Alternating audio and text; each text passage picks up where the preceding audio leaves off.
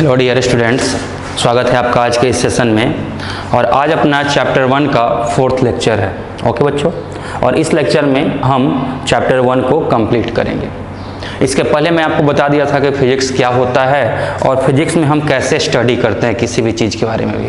जैसे किसी भी चीज़ का जो ऑर्गेनाइज नॉलेज होता है, किसी भी चीज़ का साइंटिफिक स्टडी हम करते हैं, उसमें बहुत सारे प्रोसेस इन्वॉल्व होते हैं। कैसे कैसे एक्सपेरिमेंट परफॉर्म कर रहे थे और कैसे एक पार्टिकुलर को फॉर्मूला को हम डिराइव कर रहे थे, फिर उसका क्या हो रहा था, वेरिफिकेशन हम कर रहे थे। अब वेरिफिकेशन में भी सही हो जाता था, में भी गलत हो जाता था। अगर गलत हो जाता था तो फिर से अपने को बिगिनिंग से वो चीज़ स्टार्ट करनी पड़ती थी। उसके बाद हमने इस चैप्टर में और आपको बताया कि कुछ स्पेशल साइंटिस्ट के बारे में, स्पेशल मतलब कुछ सभी साइंटिस्ट के बारे में तो डिस्कस करना पॉसिबल नहीं है। There are lots of great people which contribution is incredible in study of physics. Physics के डेवलपमेंट में उनका कंट्रीब्यूशन क्या है, इनक्रेडिबल है। तो उन सभी के बारे में डिस्कस करना पॉसिबल नहीं है, लेकिन उसमें से मैक्सिमम मेजोरिटी ऑफ जो साइंटिस्ट के बारे में मैं आपको बताया, जो कि बहुत हाईलाइटेड साइंटिस्ट हैं। जैसे आइंस्टीन हुए, न्यूटन हुए, उसके बाद और मैं बताऊंगा आपको उसमें फैराडे के बारे में। तो बहुत सारे साइंटिस्ट के बारे में मैं आपको बता दिया था, यानी सोसाइटी जो इन्वॉल्व थे डेवलपमेंट ऑफ फिजिक्स में, उसके बारे में मैं आपको बता दिया हूँ। अब आज हम पढ़ेंगे, आज का अपना जो टॉपिक है बच्चों वो है thrust area in physics. Thrust in physics मतलब क्या हुआ, थ्रस्ट मतलब फिजिक्स जोड़ किस पे देता है। फिजिक्स जो स्टडी कर रहा है, ठीक है, नेचर का स्टडी कर रहा है, तो नेचर के स्टडी में क्या स्पेसिफिकेशन है, कुछ अलग ढंग से हम क्या कर रहे हैं। तो अलग ढंग से देखो फिजिक्स में क्या किया जाता है, फिजिक्स में कोशिश इसी बात पे होती है, इस दो थ्योरी पे कोशिश होती है। एक होता है यूनिफिकेशन और दूसरा होता है रिडक्शन। अब यूनिफिकेशन और रिडक्शन, जैसे मान लीजिए कि एक पार्टिकुलर टर्म हो गया, एक पार्टिकुलर स्टडी दे दिया गया। इसको समझते हैं एक एग्जांपल से। एप्पल मान लो पेड़ से टूट करके अर्थ पे गिर रहा है, इसके पीछे कौन रिस्पॉन्सिबल है, एक्सेलरेशन ड्यू टू ग्रेविटी। अर्थ जो है सो अराउंड सन मूव कर रहा है, इसके पीछे कौन रिस्पॉन्सिबल है, ग्रेविटेशनल फोर्स। ठीक है, मून जो है अराउंड अर्थ मूव कर रहा है, इसके पीछे भी कौन रिस्पॉन्सिबल है, ग्रेविटेशनल फोर्स। सैटेलाइट्स जो हैं वो अर्थ का रिवॉल्यूशन कर रहे हैं, इसके पीछे भी कौन रिस्पॉन्सिबल है, ग्रेविटेशनल फोर्स। यानी ये जितने सारे जो फेनोमिनन हैं, ये सब के सब कौन इसके लिए रिस्पॉन्सिबल है, तो ग्रेविटेशनल फोर्स रिस्पॉन्सिबल है। तो हम क्या बोलते हैं, हम यहाँ पे यूनिफिकेशन कर दिए। क्या कर दिए, यूनिफिकेशन कर दिए कि इससे रिलेटेड जितने चीज़ों के बारे में हम जब स्टडी करेंगे तो हम क्या करेंगे, उसको यूनिफाई करेंगे, एक ही चीज़ का स्टडी करेंगे, उसी में इन सभी चीज़ों को हम कंसिडर कर लेंगे। अगर हम ग्रेविटेशन का स्टडी कर रहे हैं तो ग्रेविटेशन का स्टडी में ही हम क्या कंसिडर कर लेंगे कि कोई भी ऑब्जेक्ट अर्थ पे क्यों गिर रहा है, अर्थ जो है सो सन के अराउंड क्यों मूव कर रहा है, उसका मून जो है सो अर्थ के अराउंड क्यों मूव कर रहा है, सैटेलाइट्स जो है सो अर्थ के अराउंड क्यों मूव कर रहा है। यानी जितने भी एस्ट्रोनॉमिकल बॉडी का जो स्टडी करेंगे हम, या किसी भी ऑब्जेक्ट का अर्थ पे गिरने को स्टडी कर देंगे, उसको हम ग्रेविटेशन के अंदर ही कंसिडर कर लेंगे। ऐसा नहीं है कि कोई ऑब्जेक्ट जो है टूट के धरती पे गिर रहा है, फल जो है पेड़ से टूट के धरती पे गिर रहा है, इसको स्टडी अलग ढंग से करेंगे, अलग चैप्टर में करेंगे।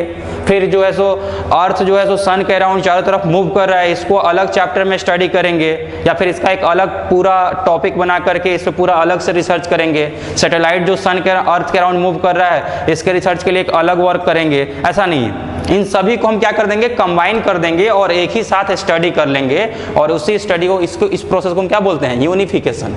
क्या बोल दिए इसको, यूनिफिकेशन। कंबाइन कर दीजिए बहुत सारे छोटे छोटे जो भी एक जैसा जितने भी टर्म है सबको एक साथ कर दीजिए और सबको एक साथ स्टडी कर दीजिए। किसी एक के लिए आप थ्योरी बना दीजिए, वही थ्योरी सबके लिए क्या हो गया, वैलिड हो गया। तो इससे अपना स्टडी क्या हो गया, आसान हो गया। अगर मान लो बच्चों कि हम अर्थ के मोशन को स्टडी कर लिए अच्छे से, अर्थ के मोशन को सन के अराउंड अच्छे से स्टडी कर लिए, उसके बारे में सब कुछ जान लिए, तो क्या अब हम मार्स के मोशन को स्टडी नहीं कर सकते हैं? बिल्कुल कर सकते हैं। जो अर्थ के लिए वैलिड होगा वही मार्स के लिए वैलिड होगा, वही जुपिटर के लिए वैलिड होगा।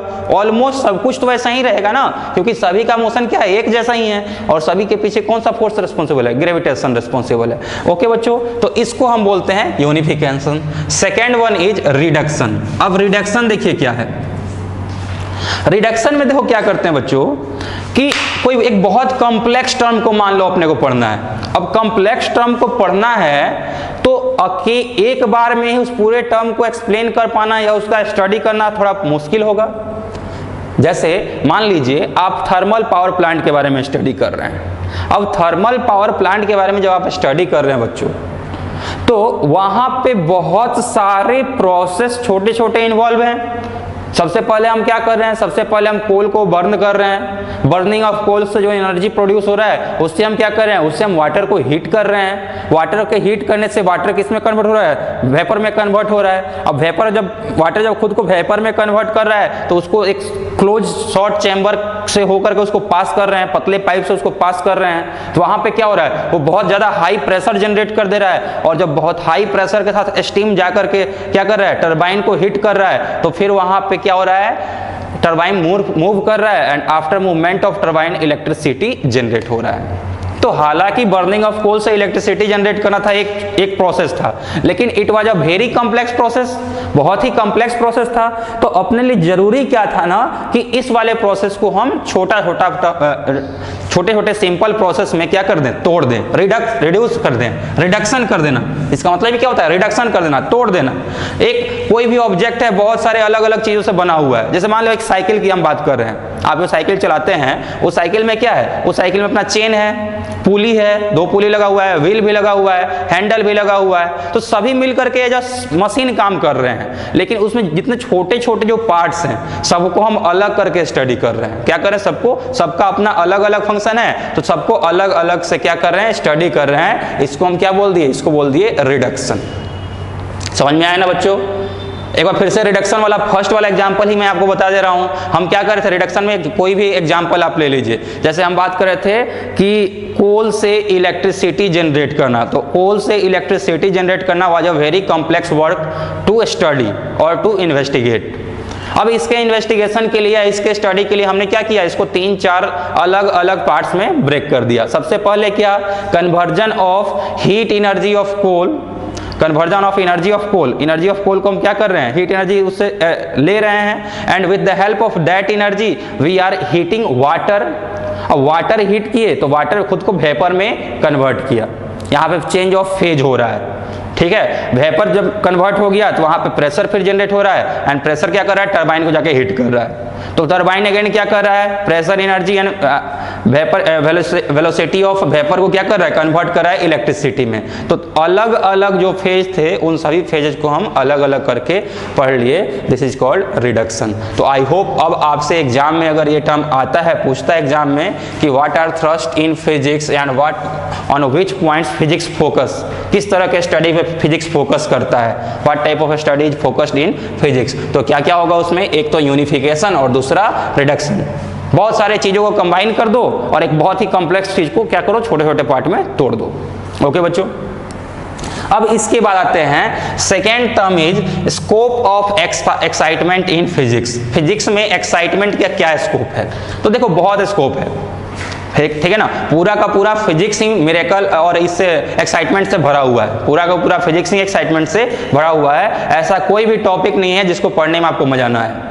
हर एक टॉपिक को पढ़ने में आप इंजॉय करने वाले हैं। ओके बच्चों, तो देखिए अगर बात करते हैं स्कोप ऑफ एक्साइटमेंट की, तो इसमें फिजिक्स में हम 2 तरह के चीजों के स्टडी को कवर किए हुए हैं। यानी या आप बोल सकते हैं जितना भी चीज हम स्टडी कर रहे हैं उसको हम 2 पार्ट में ब्रेक कर दिए हैं। First part is macroscopic body या macroscopic study, and second one is microscopic study. Macroscopic मतलब बड़ा, मैक्रो मतलब बड़ा, एंड माइक्रो मतलब बहुत छोटा। माइक्रो मतलब वो ऑब्जेक्ट्स जिसको हम नेकेड आई से नहीं देख सकते हैं, जिसको देखने के लिए अपने को माइक्रोस्कोप की जरूरत पड़ेगी। मैक्रो मतलब which can be easily visible, जो क्या है आराम से अपने को क्या सकता है, दिख सकता है, उसको क्या बोलेंगे, उसको बोलेंगे मैक्रोस्कोपिक। तो मैक्रोस्कोपिक ऑब्जेक्ट्स जो होते हैं, टेरेस्टेरियल ऑब्जेक्ट हो गया, टेरेस्टेरियल ऑब्जेक्ट हो गया, लेबोरेटरी में हम जो देखते हैं वो सभी क्या हो गए, वो मैक्रोस्कोपिक ऑब्जेक्ट्स हो गए। ठीक है बच्चों, तो इन सभी ऑब्जेक्ट्स के स्टडी को हम मैक्रोस्कोपिक लेवल पे करते हैं। यहाँ पे क्या होता है, यहाँ पे जो लेंथ इन्वॉल्व होता है वो बड़ा होता है, 10 मीटर, 20 मीटर, 50 मीटर, और डिस्टेंस बिटवीन अर्थ एंड सन, और distance between earth and moon. तो ये क्या है, बहुत बड़े बड़े डिस्टेंसेज हैं। तो इसके स्टडी को हम क्या बोलते हैं, इसके स्टडी को हम बोलते हैं मैक्रोस्कोपिक स्टडी। फिर आता है माइक्रोस्कोपिक। माइक्रोस्कोपिक में उन सभी चीजों का हम स्टडी करते हैं जो बहुत छोटे हैं, बहुत छोटे हैं, जैसे कि आप न्यूक्लियस की बात करेंगे। न्यूक्लियस की जब हम बात करेंगे तो न्यूक्लियस का साइज क्या होता है, बहुत छोटा है ना। न्यूक्लियर फेनोमेनन को हम स्टडी करते हैं इसमें। न्यूक्लियस का साइज क्या होता है, न्यूक्लियस का रेडियस होता है R=R0a⁻³ के टर्म का। R0 का जो ऑर्डर होता है वो फर्मी मीटर में होता है, 10⁻⁻15 मीटर। तो बहुत छोटा है ये क्या है, ये बहुत छोटा है। एटॉमिक या मॉलिक्यूलर फिजिक्स की बात करेंगे, इसमें एटम्स की बात करेंगे तो एटम का भी रेडियस क्या होता है, 10⁻10 के ऑर्डर का होता है। अब 10⁻10 मीटर ये भी क्या है, बहुत छोटा है। समझ में आ रहा है ना। तो माइक्रोस्कोपिक में अपने को क्या करना है, बहुत छोटे छोटे पार्टिकल्स का स्टडी करना है। आप इलेक्ट्रॉन का स्टडी कर रहे हैं तो इलेक्ट्रॉन का मास कितना होता है, इलेक्ट्रॉन का मास होता है 10⁻31 kg। तो कहाँ एक तरफ आप इलेक्ट्रॉन को स्टडी कर रहे हैं और कहाँ एक तरफ मान लीजिए आप इस चौक के मोशन को स्टडी कर रहे हैं, तो चौक का कुछ ना कुछ तो मास होगा ना, मे बी 1 ग्राम। कहाँ इसका मास 1 ग्राम है, तो इसको क्या बोलेंगे, मैक्रोस्कोपिक। ये क्या है, ये मतलब नॉर्मल ह्यूमन बीइंग इसको आराम से स्टडी कर सकता है, ठीक है, विदाउट हेल्प ऑफ बहुत ज़्यादा कॉम्प्लेक्स इंस्ट्रूमेंट्स की जरूरत नहीं पड़ती है इसके मोशन को स्टडी करने के लिए। इसको हम गिरा है तो यहाँ से यहाँ आने में कितना टाइम लगा, एक बच्चा क्या करेगा, इसको ड्रॉप करेगा, दूसरा बच्चा उसी टाइम क्या करेगा, स्टॉप वॉच ऑन करेगा, तो मेजर कर सकता है कि यहाँ से इसको ग्राउंड को हिट करने में 1 सेकेंड का टाइम लगा है। अब 1 सेकेंड का टाइम लगा है तो with the help of his calculation वो फाइंड कर सकता है कि जिस पॉइंट से इसको ड्रॉप किया गया है वो पॉइंट का हाइट अप्रॉक्स 5 मीटर के आसपास है। समझ में आ रहा है ना। तो ये क्या हो गया, this is macroscopic study. Macroscopic study जिसमें बड़े लेवल की बात हम करेंगे, जो ऑर्डर ऑफ साइज होगा, ऑर्डर होगा साइज का, लेंथ का ऑर्डर हुआ या फिर टाइम का ऑर्डर हुआ, ये सभी क्या होगा, ये बड़े होंगे, ठीक है। लेकिन अगर बात करेंगे माइक्रोस्कोपिक में, तो माइक्रोस्कोपिक में बहुत छोटे छोटे पार्टिकल्स के बारे में हम स्टडी करते हैं, ठीक है। जैसे आप मास ऑफ इलेक्ट्रॉन ले लीजिए 10⁻31 kg। अब 10⁻31 kg एक कोई नॉर्मल पर्सन मेजर कर सकता है क्या, नहीं मेजर कर सकता है। 10⁻31 kg कोई भी नॉर्मल पर्सन मेजर नहीं कर सकता है, ठीक है। कोई अपना शॉप चालू किए हुए है, जैसे मान लो आप दुकान पे जाते हो, आप बोलते हो 1 kg शुगर लाओ, 1 kg चीनी लाओ, तो आराम से मेजर करके आपको दे देता है। आप उसको बोलिएगा भाई एक इलेक्ट्रॉन जो है इसका जरा वेट फाइंड करके दिखाओ अपने मशीन पे, वो मेजर नहीं कर सकता है। We need special instrument for its study. तो सबसे पहले क्या है, तो ये पॉइंट आई होप आपको क्लियर हो गया होगा। जो भी फिजिक्स का स्टडी है उसको हम 2 पार्ट में ब्रेक कर दिए। First one is microscopic and second one is macroscopic. Microscopic में बहुत छोटे छोटे ऑब्जेक्ट्स के स्टडी कर रहे थे, मैक्रोस्कोपिक में बड़े बड़े ऑब्जेक्ट्स का स्टडी कर रहे थे। अगर इस पे भी क्वेश्चन आता है तो आप इसमें कुछ ना कुछ तो लिख ही दीजिएगा, आई होप, ठीक है। हालांकि इस पे क्वेश्चन बहुत कम ही आने के चांसेस रहते हैं। फर्स्ट चैप्टर बस अपना थ्योरेटिकल है, जानने के लिए आप जाननी है बस, ठीक है। लेकिन अगर क्वेश्चन आएगा तो आप ये भी उसमें मेंशन कर दीजिएगा, in physics we study about in study of physics can be divided into 2 terms. First study of macroscopic objects in which we study about huge objects such as objects which we seen in our daily life like mass of mango की बात आप कर लीजिए, अर्थ की बात कर लीजिए, सन की बात कर लीजिए, तो ये सब चीज जो दिखता है। And second is microscopic, the objects which can not be, which is not visible, which are very small, ठीक है। तो इतना आप लिख लीजिएगा, मुझे पूरा उम्मीद है आप पे।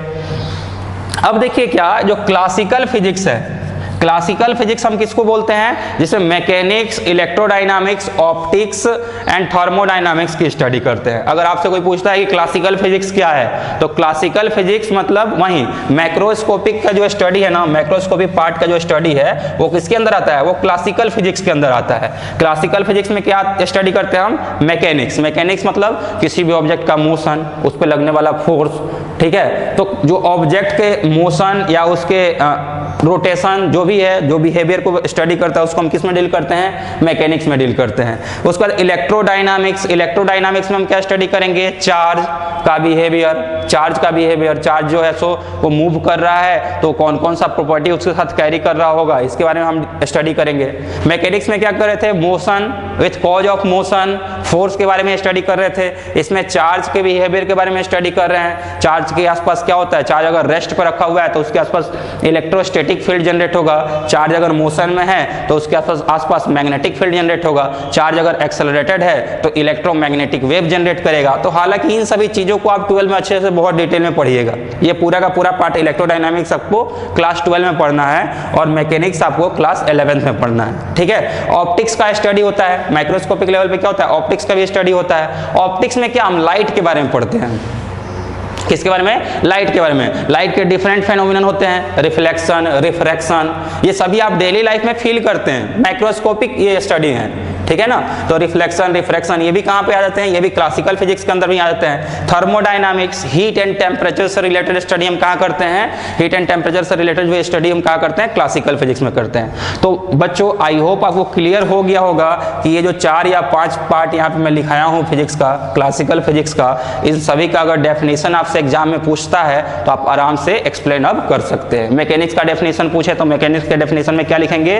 The branch of physics in which we study about motion of a body along with its cause, ठीक है। मोशन को उसके कॉज के कारण, कॉज ऑफ मोशन क्या होता है? फोर्स होता है, यानी फोर्स के कारण भी पढ़ते हैं तो उसको क्या बोलते हैं? मैकेनिक्स बोलते हैं। इलेक्ट्रोडायनामिक्स में क्या बोलेंगे? Branch of physics in which we study about behaviour of charge is called electrodynamics. In this branch of physics we study about charge at rest as well as charge in motion. जो charge rest पे है उसका study भी करते हैं और जो charge motion में उसका स्टडी भी करते हैं। ऑप्टिक्स के बारे में पूछेगा तो इसमें हम क्या लिख देंगे? Branch of physics in which we study about phenomenons of light या study about light is called optics. इसमें हम क्या ऑप्टिक्स में लाइट से रिलेटेड स्टडी करते हैं, such as reflection, refraction, diffraction, interference, इन सभी चीज़ों का स्टडी हम क्या करते हैं? ऑप्टिक्स में करते हैं। अगर आपसे थर्मोडायनामिक्स का डेफिनेशन पूछे तो इसमें हम क्या लिख देंगे? Branch of physics in which we study about heat and temperature. Heat और टेम्परेचर का जहाँ पे स्टडी करते हैं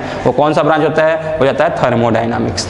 ओके बच्चों, तो ये तो था अपना classical physics. Classical physics basically किसके स्टडी से डील होता है? तो मैक्रोस्कोपिक ऑब्जेक्ट्स के स्टडी से डील करता है, उसको क्या करता है? ये कवर करता है। Second one is microscopic phenomenon के स्टडी के लिए, माइक्रोस्कोपिक फेनोमेनन के स्टडी के लिए हम क्वांटम थ्योरी पे जाते हैं। अब देखो क्वांटम थ्योरी अपने को बहुत डिटेल में तो पढ़ना नहीं है, लेकिन बस इतना ध्यान रखिए कि माइक्रोस्कोपिक फेनोमेनन को पढ़ने के लिए मॉडर्न फिजिक्स के अंदर इन सभी चीज़ों को हम कवर करते हैं। मॉडर्न फिजिक्स के अंदर इन सभी चीज़ों को कवर करते हैं और इसमें हम जो स्टडी करते हैं, मॉडर्न फिजिक्स में हम जो स्टडी करते हैं किसके बारे में पढ़ते हैं? अपन इलेक्ट्रॉन के बारे में पढ़ते हैं, अपन न्यूक्लियस के बारे में पढ़ते हैं, रेडियो एक्टिविटी के बारे में पढ़ते हैं, ठीक है। एटम बॉम्ब कैसे बनता है, न्यूक्लियर रिएक्शन कैसे होता है, एटॉमिक रिएक्टर कैसे काम करता है, न्यूक्लियर रिएक्टर कैसे काम करता है, इन सभी चीज़ों के बारे में हम कहाँ पढ़ते हैं? इन सभी चीज़ों के बारे में हम माइक्रोस्कोपिक फेनोमेनन में पढ़ते हैं, या फिर आप बोल सकते हैं इसको हम मॉडर्न फिजिक्स में पढ़ते हैं। कहाँ पढ़ते हैं? मॉडर्न फिजिक्स में, मॉडर्न फिजिक्स। ओके बच्चों, तो ये सभी क्या होंगे? ये सभी ब्रांचेज ऑफ फिजिक्स हो गए। आई होप ये सभी चीजें आपको अच्छे से क्लियर हो गई होगी, ठीक है ना। तो अभी तक हमने क्या बताया आपको इसके बारे में? थ्रस्ट एरिया इन फिजिक्स जो 2 पार्ट में आ गया, यूनिफिकेशन एंड रिडक्शन। यूनिफिकेशन मतलब सभी जो एक जैसे चीज़ें हैं उनको एक साथ कंबाइन करके स्टडी कर लीजिए। रिडक्शन मतलब कोई एक बहुत बड़ी चीज़ का आप स्टडी कर रहे हैं, उसको छोटे पार्ट में ब्रेक कीजिए और सबको अलग अलग स्टडी कर लीजिए। उसके बाद स्कोप ऑफ एक्साइटमेंट के बारे में मैं आपको बताया कि माइक्रोस्कोपिक एंड मैक्रोस्कोपिक, वो अच्छे से क्लियर हो गया होगा। उसके बाद classical physics and modern physics के बारे में आपको बताया, ठीक है बच्चों। फिर आगे चलते हैं। अभी कुछ और इंपॉर्टेंट टर्म्स आपको पढ़ाने बाकी हैं, तो उन पे मैं आता हूं अब।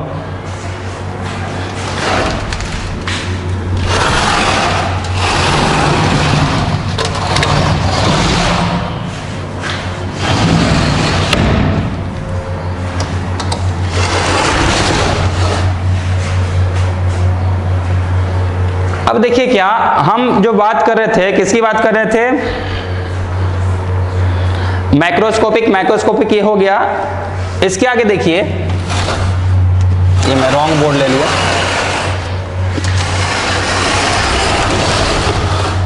इसके बाद देखिए बच्चों, जब स्कोप ऑफ एक्साइटमेंट की बात कर रहे हैं तो वहां पे ऐसे क्वेश्चंस भी आपसे पूछे जा सकते हैं कि लेंथ का और रेंज क्या होता है। रेंज ऑफ लेंथ, जो फिजिक्स में हम लेंथ स्टडी करते हैं, लेंथ के बारे में, मेजरमेंट के बारे में पढ़ते हैं, उसमें लेंथ का ऑर्डर क्या होता है। तो ध्यान रखिएगा बच्चों, लेंथ जो है ना 10⁻26 मीटर से 10⁻⁻14 मीटर के बीच में फिजिक्स में हमको स्टडी करना है। यानी रेंज ऑफ लेंथ अगर आपसे पूछता है तो रेंज ऑफ लेंथ का ऑप्शन कौन कौन सा होगा? 10⁻14 टू 10⁻26। गैलेक्सी का जो साइज होता है वो कितना होता है? 10⁻26 मीटर के ऑर्डर का होता है। जबकि जो रेडियस ऑफ न्यूक्लियस होता है वो कितना होता है? 10⁻14 मीटर के ऑर्डर का होता है, ठीक है। तो आपसे एक तो ये रेंज हो गया, मैक्सिमम वैल्यू, मिनिमम वैल्यू, इनके बीच का अगर टर्म देखें तो कितना आएगा? 10⁻40 के आसपास आएगा। ये 10⁴ मीटर, यानी मिनिमम से मैक्सिमम का जो डिफरेंस है वो 10⁴ मीटर के आसपास का है। सिमिलरली जो टाइम का रेंज है वो 10⁻22 सेकेंड से 10⁻18 सेकेंड के बीच में टाइम का भी रेंज है। यानी मैक्सिमम टाइम जो कि अपने को फिजिक्स में जो स्टडी करना है वो बोल सकते हैं आप 10⁻18 सेकेंड के आसपास का है, और मिनिमम वाला कितना है 10⁻22 सेकेंड। सिमिलरली रेंज ऑफ मास की जब आप बात कीजिएगा तो रेंज ऑफ मास जो है वो 10⁻30 kg टू 10⁻55 kg वेरी कर रहा है। 10⁻30 kg मास ऑफ इलेक्ट्रॉन कितना होता है 10⁻30 या -31 के टर्म का आप बोल सकते हैं। मास ऑफ इलेक्ट्रॉन होता है 9.1 इंटू 10⁻31 kg। तो ये अप्रोक्स 10 के इक्वल है, तो इसको हम बोल सकते हैं 10⁻30 kg के आसपास है। यानी रेंज ऑफ मास की जब भी हम बात करेंगे तो मास का जो मिनिमम वैल्यू हो वो अपने को स्टडी करना है, वो कितना स्टडी करना है 10⁻30 kg, और मैक्सिमम जो स्टडी करना है वो कितना करना है 10⁻55 kg।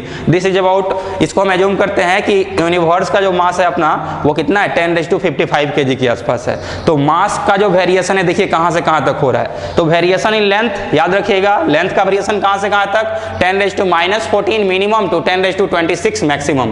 Variation in time 10⁻22 second minimum to 10⁻18 second maximum. Variation in mass 10⁻30 kg minimum to 10⁻55 kg maximum. तो ये सभी क्या हो गए, these all are range of length, range of time and range of mass.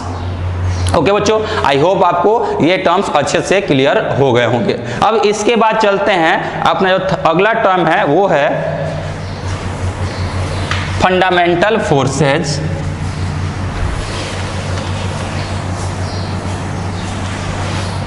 Fundamental forces in nature. अब fundamental forces अपने को 4 तरह के पढ़ने हैं। हालांकि जनरल टर्म में आप बात कीजिएगा तो बहुत सारे अलग अलग टाइप के फोर्स होते हैं।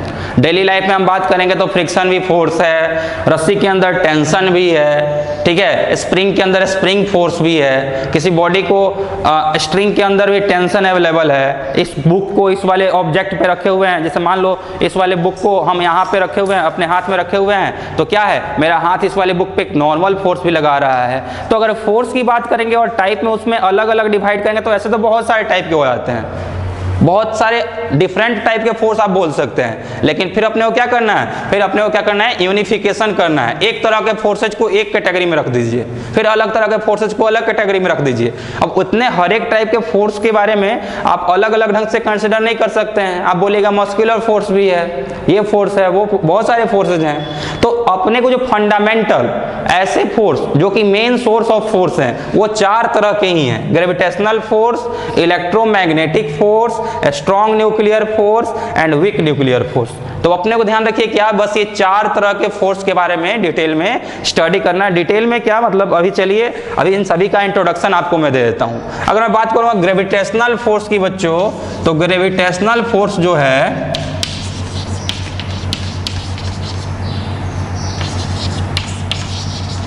ये क्यों लगता है, तो सबसे पहला पॉइंट याद रखिए कि ये तो अट्रैक्टिव होता है, अट्रैक्टिव नेचर का फोर्स होता है। ग्रेविटेशनल फोर्स कैसा होता है, अट्रैक्टिव नेचर का फोर्स होता है। दूसरा, ये जो फोर्स है ये मास पे डिपेंड करता है। किस पे डिपेंड करता है, it depends on mass, mass, it depends on mass, depends on मास। अगर मान लो दो मास है m1 m2, इनके बीच का सेपरेशन कितना है, r है, तो यहाँ पे जब फोर्स लगेगा that force will be equal to g m1 m2 divided by r square, where g equals to universal gravitational constant. g क्या है, यूनिवर्सल ग्रेविटेशनल कांस्टेंट है, ठीक है। तो ग्रेविटेशनल फोर्स के बारे में अगर आपसे कोई पूछ रहा है तो आप बोल दीजिएगा क्या, कि force which acts between two bodies due to their masses, masses के कारण जो फोर्स लगता है उसको क्या बोलते हैं, उसको हम ग्रेविटेशनल फोर्स बोलते हैं। ग्रेविटेशनल फोर्स में अगला पॉइंट क्या होगा, it is attractive force. And then हम इसमें और क्या बोल सकते हैं, इसमें ये बोल सकते हैं कि ये जो है इस वाले ग्रेविटेशनल फोर्स का जो रेंज है ना वो इनफाइनाइट तक होता है। यानी r का जो रेंज होगा ये क्या होगा, ये इनफाइनाइट होगा, ठीक है। यानी range of gravitational force, range of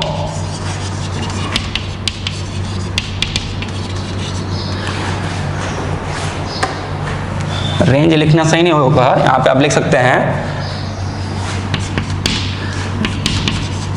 two objects separated at even infinite distance experiences gravitational force।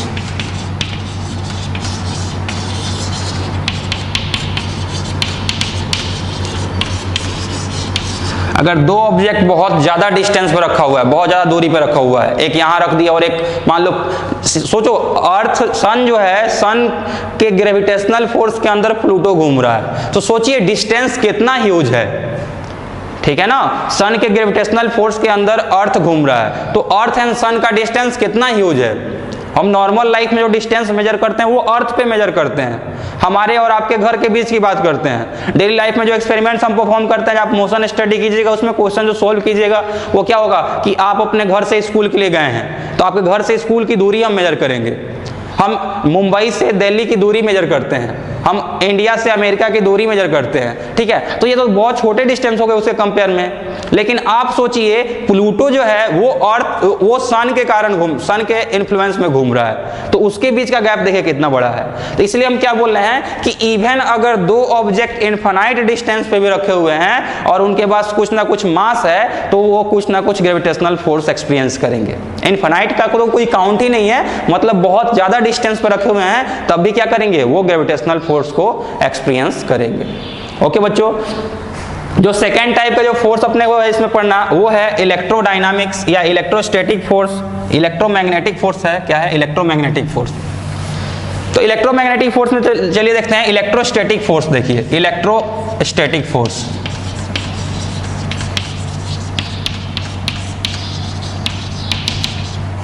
अब इलेक्ट्रोस्टैटिक फोर्स की बात करेंगे बच्चों, तो मान लीजिए कि दो चार्ज है। सबसे पहले तो क्या होता है, ये चार्ज पे डिपेंड करता है, depends on charge, depends on charge, gravitational mass पे डिपेंड कर रहा था। दूसरा, it is of both type, it is of both type.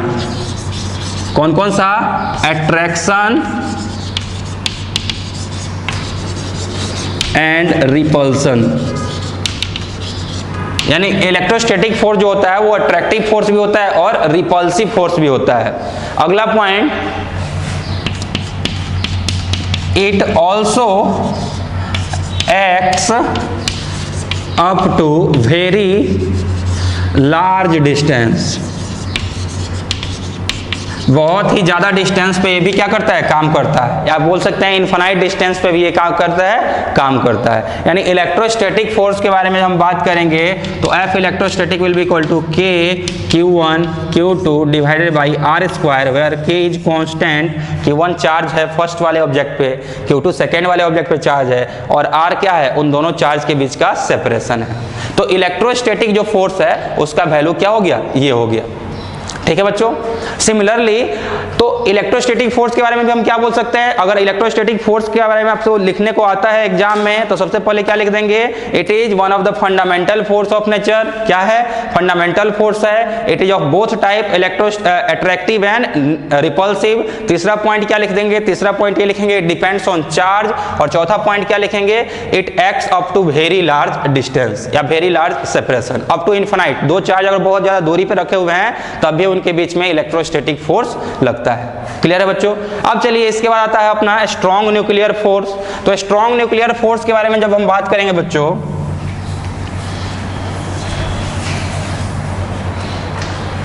Strong nuclear force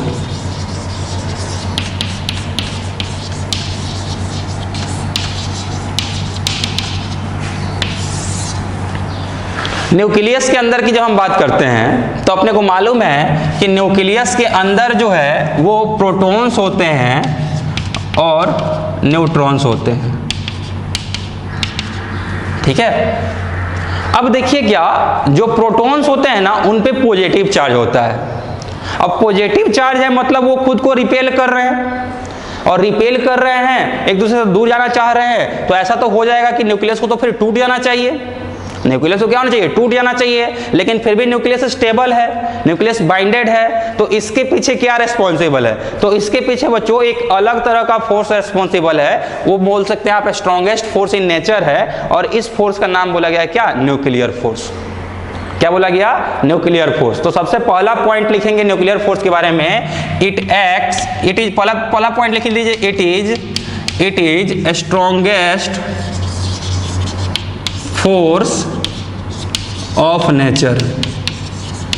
nature में जितने भी तरह के फोर्स अवेलेबल है उसमें सबसे स्ट्रॉन्ग जो फोर्स है वो कौन सा है? स्ट्रॉन्ग न्यूक्लियर फोर्स है। सेकेंड पॉइंट क्या लिखेंगे? It is independent of mass and charge. यानी मास और चार्ज पे आपका जो स्ट्रॉन्ग न्यूक्लियर फोर्स है वो मास और चार्ज पे डिपेंड नहीं करता है।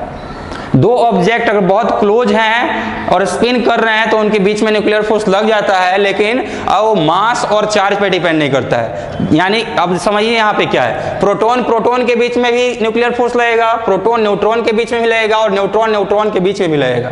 जबकि न्यूट्रॉन पे तो कोई चार्ज नहीं है, फिर भी दो न्यूट्रॉन के बीच में क्या लग रहा है? न्यूक्लियर फोर्स लग रहा है। यानी ये किस पे डिपेंड कर रहा है? ये चार्ज पे और मास पे डिपेंड नहीं कर रहा है। It is independent of mass and charge. ठीक है। तीसरा पॉइंट बच्चों इसमें क्या लिख देंगे? It is very short range force. It is very short range force of order 10⁻⁻15 metre. यानी दो न्यूक्लियॉन्स अगर 10⁻⁻15 मीटर के ऑर्डर पे रखे हुए हैं, ठीक है, या 10⁻16 मीटर के डिस्टेंस पे रखे हुए हैं, तो उनके बीच में न्यूक्लियर फोर्स लग सकता है। 10 फर्मी-मीटर तक nuclear force, strong nuclear force लगता है। 10 फर्मी-मीटर मतलब 10 × 10⁻15 मीटर, ठीक है, और 0.1 फर्मी-मीटर उधर लेते हैं। तो यहाँ पे जो ये रेंज हो गया, range of strong nuclear force, वो कितना हो गया? 10⁻16 मीटर हो गया। इतना शॉर्ट डिस्टेंस पे अगर दो ऑब्जेक्ट्स रखे हुए हैं, जरूरी नहीं है चार्ज हो, जरूरी नहीं है उसके पास मास, लेकिन अगर दो ऑब्जेक्ट इतना शॉर्ट डिस्टेंस पे रखे हुए हैं तो उनके बीच में क्या लगता है? उनके बीच में स्ट्रॉन्ग न्यूक्लियर फोर्स लगता है। ठीक है बच्चों, तो ये 3 तरह का फोर्स आपको क्लियर हो गया होगा। चौथा जो तरह का फोर्स है, फोर्थ टाइप का force, that is weak nuclear force. तो फोर्थ फोर्स में लिख लीजिएगा weak nuclear force.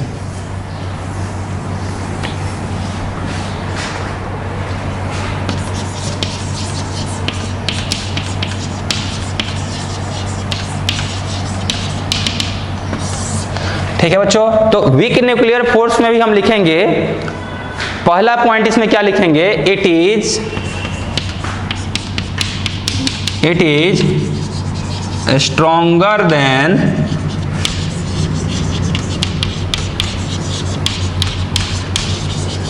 gravitational force but weaker than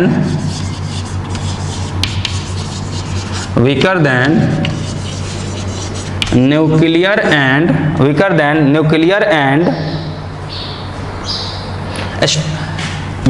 strong nuclear and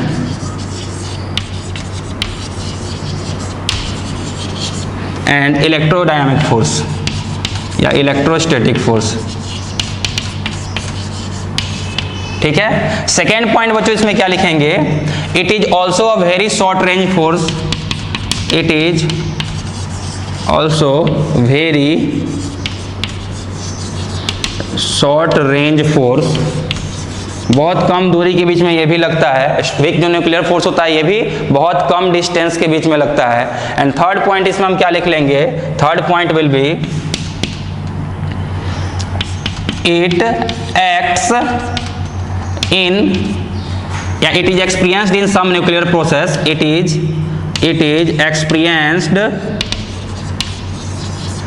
in some nuclear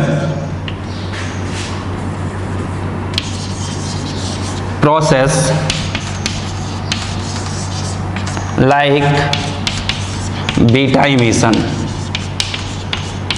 अब बीटा इमिशन ये सब अपने को रेडियो एक्टिविटी में पढ़ना है, 12th में पढ़ना है अपने को। 12th में जब आपको रेडियो एक्टिविटी पढ़ाऊंगा उसमें बीटा इमिशन मैं बताऊंगा, तो उस टाइम इसको और डिटेल में एक्सप्लेन कर देंगे। फिलहाल आपको वीक न्यूक्लियर फोर्स के बारे में ज़्यादा कुछ जानना नहीं है, लेकिन अगर क्वेश्चन आपके एग्जाम में आता है तो ये 3 पॉइंट आप लिख दीजिए, आपको मार्क्स आ जाएगा। क्या क्या पॉइंट लिखना है? सबसे पहला पॉइंट क्या लिखेंगे?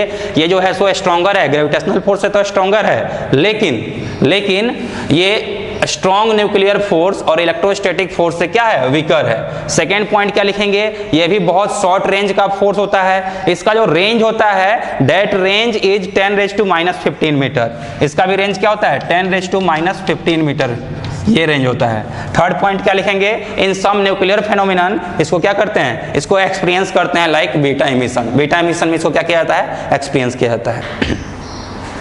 एक और बहुत इंपॉर्टेंट क्वेश्चन आता है बच्चों आपके एग्जाम में, वो क्या आता है कि इनके फोर्स का ऑर्डर क्या है, इनके फोर्स का ऑर्डर क्या है, ठीक है। तो देख लीजिए क्या है वो,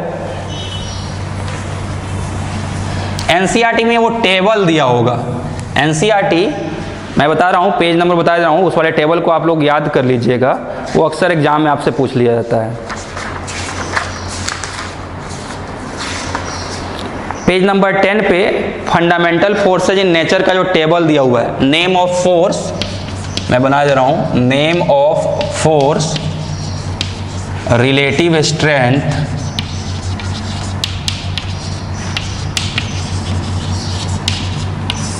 और लास्ट में क्या होगा, range of force, range of force, ठीक है। सबसे पहला जो फोर्स होगा इसमें ग्रेविटेशन, दूसरा इलेक्ट्रोस्टैटिक, तीसरा जो फोर्स होगा that will be strong nuclear, third one दिया हुआ है, थर्ड वन स्ट्रॉन्ग न्यूक्लियर,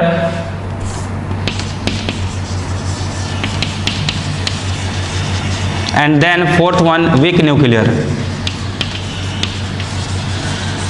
इन सभी का रेंज नोट कर लीजिए।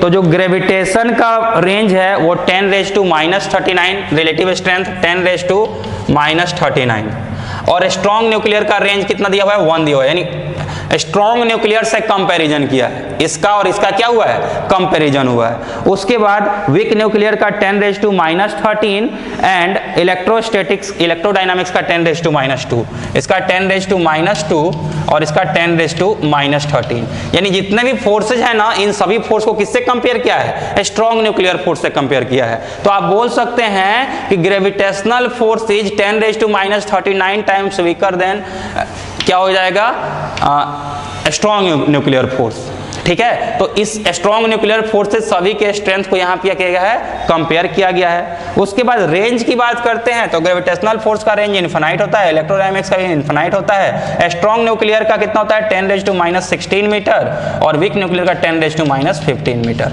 ओके बच्चों, तो ये वाला टेबल भी आप याद रखिएगा। तो आई होप अब इस चैप्टर से आपका ऑलमोस्ट क्वेश्चन सारे बन जाएंगे। मैं कोशिश कर रहा था कि आज के एक ही लेक्चर में इस वाले चैप्टर को खत्म कर दूं, लेकिन नहीं हो पाया है। एक छोटा सा लेक्चर और इस पे मैं बनाऊंगा और उसके बाद आपका ये चैप्टर अच्छे से क्लियर हो जाएगा। Okay, thank you very much for joining today.